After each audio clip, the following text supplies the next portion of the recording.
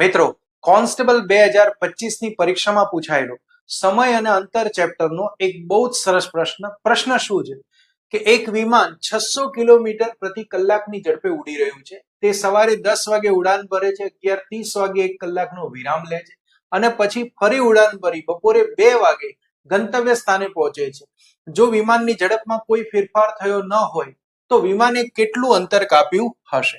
હવે પહેલી નજરે આ પ્રશ્ન એક પેરેગ્રાફ જેવો લાગે છે, પણ ખરેખર પ્રશ્ન બહુ જ સરળ છે. તમારે ધ્યાન શું આપવાનું છે કે વિમાન સવારે 10 વાગે ઉડે છે, પહોંચે છે કેટલા વાગે? તો કે 2 વાગે, એટલે ટોટલ 4 કલાક થયા. એમાંથી 1 કલાક વચ્ચે વિરામ લે છે. એ ક્યારે વિરામ લે છે એનાથી આપણે કોઈ લેવા દેવા નથી, એટલે કે એને ખાલી 3 કલાક મુસાફરી કરી. હવે વિમાનની ઝડપ છે 600 કિલોમીટર પ્રતિ કલાકની અને 3 કલાક સુધી ઉડતું રહે તો એને 6 તરી 18 એટલે કે 1800 કિલોમીટર અંતર કાપ્યું હશે. અને જે બી ઓપ્શન ની અંદર આપેલું છે.